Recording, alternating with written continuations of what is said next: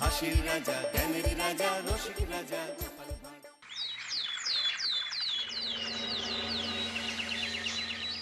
ওই গো গিন্নি, শুধু ভাত দিয়ে গেলে যে, সঙ্গে আর কিছু দেবে না?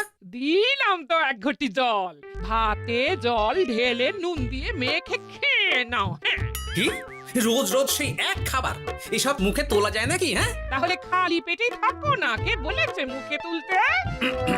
না মানে অন্তত একটা কাঁচা পেঁয়াজ। এই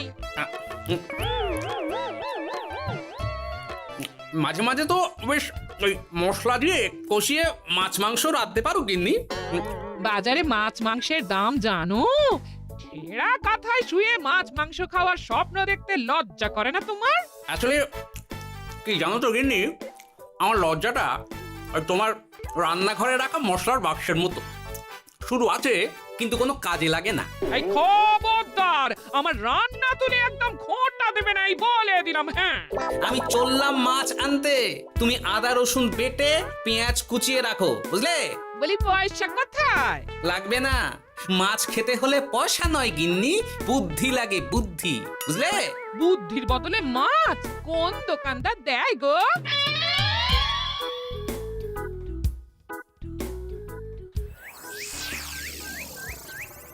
না না না না না, কিছুতেই বুঝে উঠতে পারছি না। এই নিন জাহাপনা, আপনার জন্য আম পোড়া শরবত এনেছি, খেয়ে নিন। ওরা কপাল আগে সামলাই, তারপর আম পোড়ার শরবত খাবো। সে কি জাহাপনা, আম তো আপনার প্রিয় ফল। তার চেয়েও প্রিয় ক্ষমতার লোভ। এদিকে কৃষ্ণনগর ঠিক যেন পাকা হিমসাগর, ওদিকে বর্ধমান যেন হৃষ্টপুষ্ট ফজলি, আর খাম্বাজ রাজ্য যেন লাল হলুদ গোলাপ ঘাস। এদের একসঙ্গে খেতে না পারলে আমার ঠিক ভাত হজম হচ্ছে না উজির। হবে হবে, খুব তাড়াতাড়ি এই রাজ্যগুলো আপনার বর্ষতা স্বীকার করবে জাহাপনা। শুধু চাই সঠিক উপায়। কি উপায়? এদের সঙ্গে যুদ্ধে লড়ে আপনি সহজেই রাজ্যগুলো জিতে নিতে পারেন জাহাপনা, কিন্তু তাতে রাজ্যবাসীর ভালোবাসা পাবেন না। রাজ্যবাসীর ভালোবাসা পেতে হলে প্রমাণ করতে হবে তাদের রাজারা অপদার্থ। কি বলছো উজির? আমার তো কিছুই মাথায় ঢুকছে না। আপনি হলেন বাংলার নবাব, আর কথায় আছে না, মাছে ভাতে বাঙালি। বাঙালিকে না বুঝলে বাংলা জিতবেন কিভাবে? আসুন আসুন জাহাপানা, আসুন, আমি আপনাকে বাতলে দিই বাংলা জেতার উপায়। সাব্বাস উজির, তোমার বুদ্ধিটা ঠিক পাকা ল্যাংড়া আমের মতো, না মিষ্টি।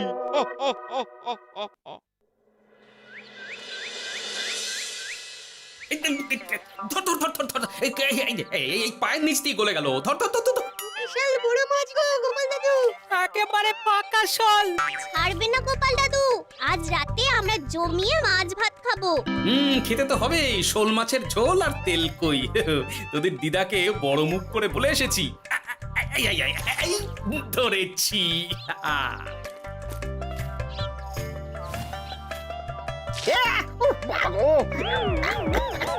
ছি ছি ছি ছি, কি দুর্গন্ধ! গোপালকে ছাড়বেন না মহারাজ, ও ইচ্ছে করে আমার মুখে কাদা ছুঁড়েছে। ঠাকুর বলেছেন মানুষ নিজের কর্মফল একদিন না একদিন ঠিক পাবে। মন্ত্রী মশাই যে এত তাড়াতাড়ি পেয়ে যাবেন ভাবতেই পারিনি। দেখেছেন মহারাজ, দেখেছেন? দোষ করে এখন আবার ধর্মের বাণী দিচ্ছে। তুমি রাজসভা কামাই করে এসব কি করছো গোপাল? যা সামান্য বেতন পাই সব পেঁয়াজ রসুন কিনতেই ফুরিয়ে যায় মহারাজ, তাই মাছটা নিজেই ধরে খাচ্ছি। হ্যাঁ? মহারাজ আপনার পায়ে পড়ি। থাক থাক, আর আমার পা ছুঁতে হবে না গোপাল। কেন মহারাজ? আমি তো মন থেকে আপনাকে সম্মান করি, বলুন। এ তো আচ্ছা জ্বালাতন। মুর্শিদাবাদের নবাব বাহাদুর আপনাকে একটি বিশেষ পত্র পাঠিয়েছেন, অনুগ্রহ করে গ্রহণ করুন।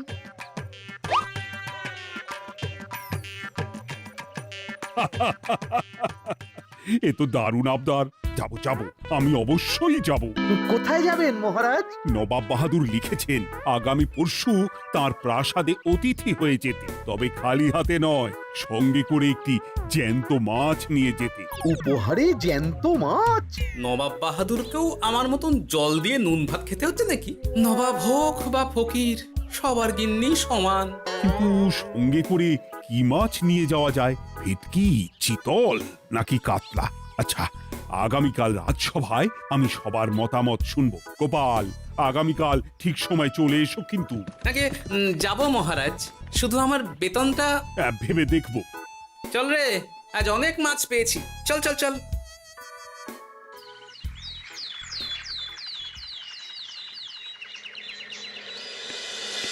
কি মহারাজ, আপনাকে এত চিন্তিত দেখাচ্ছে কেন? নবাব বাহাদুরের জন্য কি মাছ উপহার স্বরূপ নিয়ে যাওয়া যায় সেই চিন্তায় গতকাল রাতে আমার ভালো ঘুম হয়নি মন্ত্রী। আমিও গতকাল রাতে দু চোখের পাতা এক করিনি মহারাজ। অনেক ভেবে সকালের দিকে আমার মাথায় একটা বুদ্ধি এলো। কি বুদ্ধি? নবাবকে উপহার স্বরূপ ইলিশ দিলে কেমন হয়? বোঝো কাণ্ড, এই বুদ্ধির জন্য রাত জাগতে হলো।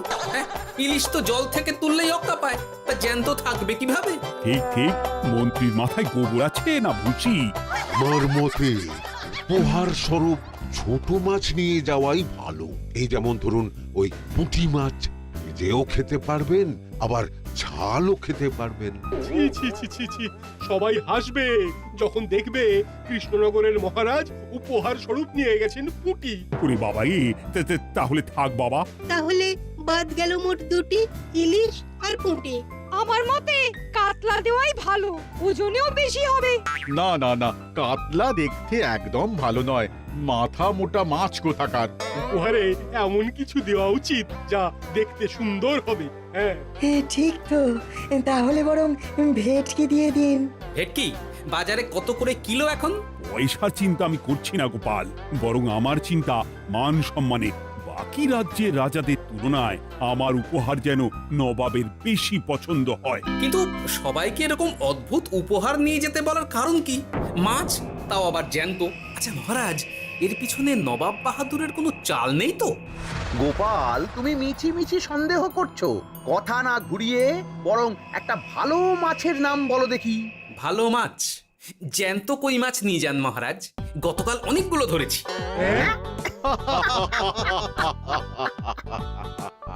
কি, এত ভালো ভালো মাছ থাকতে আমি শেষে কই মাছ নিয়ে যাব? তুমি সমাধান না দিয়ে উল্টে মজা করছো গোপাল।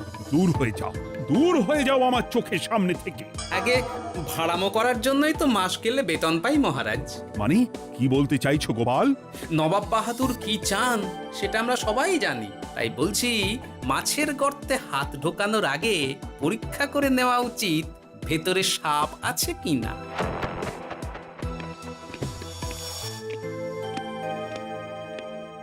এই মন্ত্রী, গোপাল কি বলে গেল? সাপ ব্যাং কিছুই তো বুঝলাম না। ছাড়ুন তো গোপালের কথা, আমরা বরং মাছ নিয়ে আলোচনা করি। আমার মতে জ্যান্ত ভেটকি নিয়ে যাওয়াই ভালো। আমাদেরও ওই ভেটকিতেই মত আছে। বেশ, এই নাও 100 মোহর। বেছে বেছে সবচেয়ে বড় ভেটকিটা বাজার থেকে কিনে আনো মন্ত্রী। তারপর তাকে রূপোর গামলায় জল ঢেলে রাখো। আমি কাল ভোর ভোর মুর্শিদাবাদের উদ্দেশ্যে রওনা হব। কোনো চিন্তা করবেন না মহারাজ, কাজ হয়ে যাবে। যাওয়ার সময় চিঠিটাও সঙ্গে করে নিয়ে যেতে হবে। নবাবের হুকুম।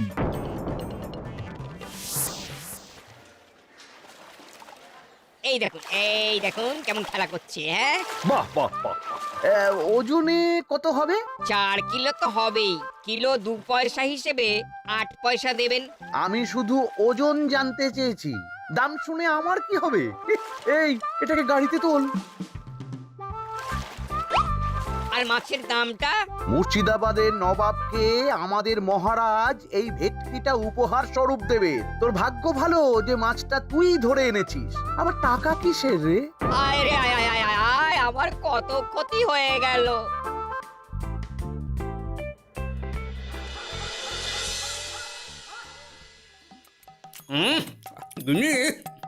তেল কৌটে যা রেঁধেছ না। বলি বলি আর কটা মাছ আছে গো? আছে তাতে আগামী 7 দিন হয়ে যাবে। হ্যাঁ, তাহলে কাল কই মাছের ঝোল খাবো, পশু খাবো শোল মাছের কালিয়া।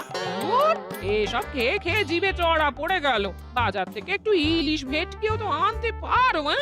ইলিশের অনেক দাম গো গিন্নি, আর ভেটকি তো বাজারে প্রায় ওঠেই না।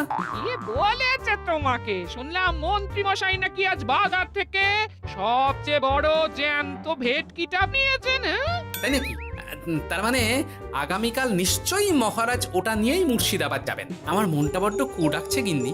না, এভাবে ছেড়ে দিলে হবে না, একটু পরীক্ষা করে দেখতে হবে। হাজার হোক এ রাজ্যটা তো আমারও। এত রাতে আবার কোথায় চললে গো? দেখতে গর্তে সাপ আছে না মাছ।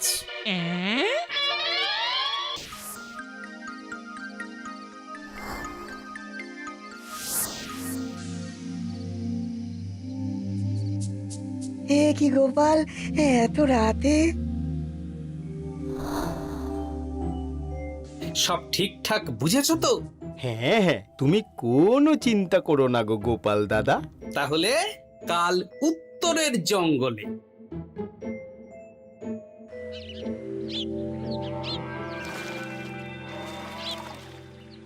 ভেটকি মাছটা রূপোর গামলায় রেখে গরুর গাড়িতে তুলে দিয়েছি মহারাজ। আর নবাব বাহাদুরের চিঠিটা? ইয়ে, সিংহাসনের উপর, নিচে, ডাইনে, বাঁয়ে সব জায়গায় খুঁজলাম, কোথাও নেই। সে কি তাহলে? এমন চিত্তাকর্ষক উপহার দেখলে নবাব বাহাদুরের চিঠির কথা মনেই থাকবে না। আপনি নির্দ্বিধায় যাত্রা শুরু করুন মহারাজ। ঠিক বলেছ।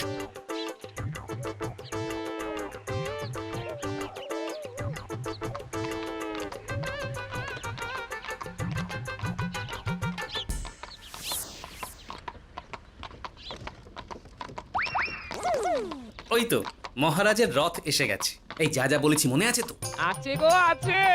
ভেটকি মাছের পাতুরি আর ঝোল দুটোই রাঁধবো। হ্যাঁ, আমার ফিরতে কদিন দেরি হতে পারে, বেশি দেরি হলে তোমরা খেয়ে নিও, লুকিয়ে পড়ো।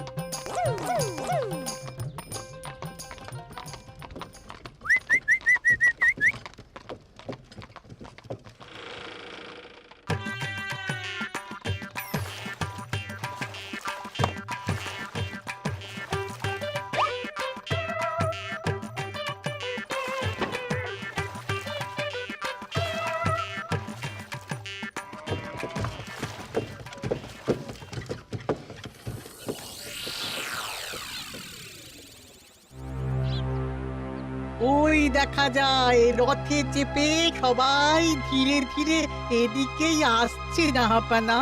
আসতে দাও, আসতে দাও, এবারই খেলা জমবে। এসো এসো, তোমাদের সবাইকে মুর্শিদাবাদে স্বাগত জানাই। আমার উপহারের কথা মনে আছে তো? আছে জাহাপানা আছে, শুধুমাত্র আপনার জন্য আমি নিয়ে এসেছি একটা জ্যান্ত কাতলা। এই নিয়ে এসো। আমার উপহারও কিছু কম নয় জাহাপানা, নিয়ে এসো। আর তোমরা? আর কৃষ্ণচন্দ্র, তুমি কি এনেছো? এদের সবার চেয়ে ভালো উপহার এনেছি, যা দেখলে আপনার মন একেবারে আনন্দে নেচে উঠবে।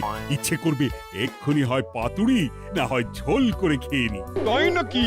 হ্যাঁ, খাস নবাব বাহাদুরের জন্য আমার বিশেষ তোফা। কই, নিয়ে এসো।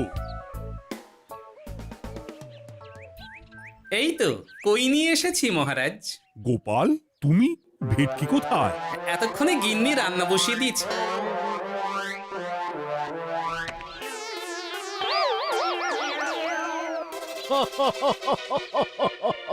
শেষে কিনা কই মাছ? আর কোনো মাছ খুঁজে পেলে না নাকি কৃষ্ণচন্দ্র? ছি ছি ছি, তোমার জন্য লজ্জায় আমার নাক কাটা গেল গোপাল। ফিরে গিয়ে আমি তোমার গর্দান নেব, এই বলে দিলাম। অনেক হয়েছে, এবার তোমরা সবাই আমার কথা মন দিয়ে শোনো। আমি তোমাদের সবাইকে একটা করে জ্যান্ত মাছ আনতে বলেছি একটি বিশেষ কারণে। তার আগে সবাইকে আমি জিজ্ঞাসা করতে চাই, আপনারা সবাই নবাব বাহাদুরের পাঠানো চিঠিটা মন দিয়ে পড়েছিলেন তো? হ্যাঁ, পড়েছি। হ্যাঁ হ্যাঁ হ্যাঁ, আমরাও পড়েছি। বেশ, তাহলে তো তোমরা এই আমন্ত্রণের কারণটা জানো। তোমাদের আনা মাছেদের আয়ু যতদিন, তোমাদের রাজ্যের আয়ুও ততদিন। মানে আপনাদের মধ্যে যার মাছ যেদিন মারা যাবে, জাহাপানা তার রাজ্যটা সেদিন নিয়ে নেবে। আর যতদিন না আপনাদের মাছ মরছে ততদিন আপনারা এই প্রাসাদেই থাকবেন। হ্যাঁ, এইরকম কিছু তো চিঠিতে লেখা ছিল না। কে বলেছে ছিল না? ওই জন্যই তো আমি সঙ্গে করে চিঠিটা আনতে বলেছিলাম। এনেছো? হ্যাঁ হ্যাঁ, আমি এনেছি। এই যে এখানে তো কোথাও এরকম কিছু লেখা নেই।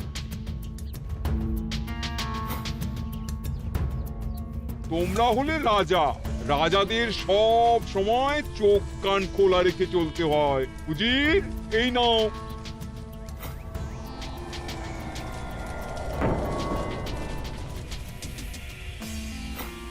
সত্যি তো, চিঠিতে তো এটাই লেখা আছে। আমাদের সঙ্গে প্রতারণা করা হয়েছে। হ্যাঁ হ্যাঁ, আমরা কেউ বুঝিনি চিঠিতে কার চুপি করা আছে। চুপ! বেশি গলা তুলে কথা বললে গলাটা শরীরের ওপরে নাও থাকতে পারে। আজ এই মুহূর্ত থেকে এই খেলাটা শুরু হলো। তোমাদের রাজ্যের আয়ু এখন তোমাদের আনা মাছেদের কাছে।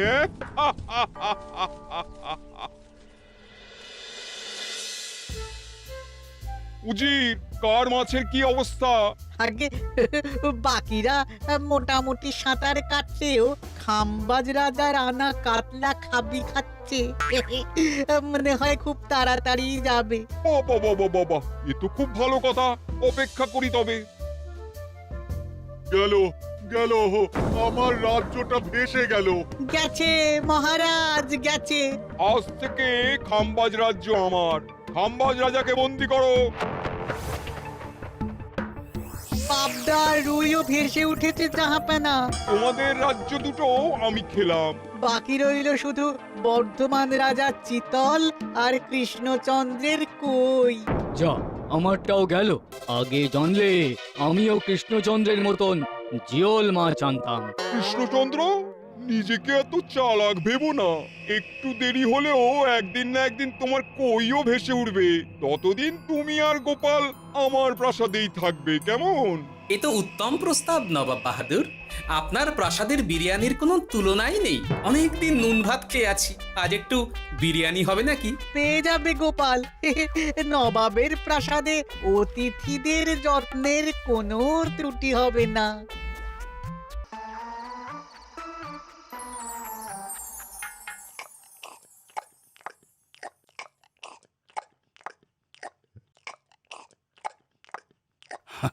আমাকে ক্ষমা করে দিও গোপাল, আমি তোমাকে অনেক কথা শুনিয়েছি, কিন্তু এখন বুঝতে পারছি কেন তুমি ভেটকির বদলে কই মাছ এনেছো। আহ, বিরিয়ানিটা যে রেঁধেছে না, বুঝি ওই নবাবের বাবুর্চিকে কোনোভাবে কৃষ্ণনগরে ধরে নিয়ে যাওয়া যায় না মহারাজ? গোপাল, কোনো মাছই অমর নয়। একদিন তোমার আনা ওই কই মাছটাও মারা যাবে, আর সেদিন আমাদের কৃষ্ণনগর রাজ্যটা নবাবের হবে। আহ, মাছগুলো একেবারে ঝুড়ো ঝুড়ো, আর মাংসটা তুলোর মতন নরম। আহ, আমার কথা কি তোমার কানে যাচ্ছে?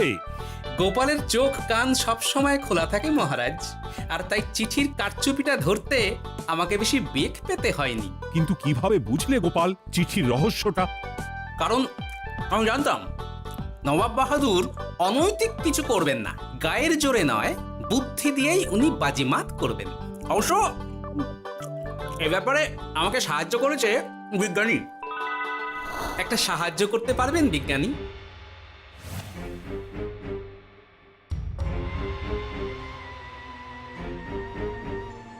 তোমার সন্দেহ একদম ঠিক গোপাল। এই চিঠিতে লেবুর রস দিয়ে লেখা হয়েছে কয়েকটি লাইন, যা শুধু আগুনের তাপেই ফুটে উঠবে। এই নাও। সর্বনাশ! গর্তে মাছ নয়, বিষধর সাপ আছে। এবার কি হবে গোপাল? আগামী 7 দিন পেট ভরে বিরিয়ানি খাবো মহারাজ। ততদিনে ওরা এসে যাবে। কারা আসবে? দেখুন না শুধু।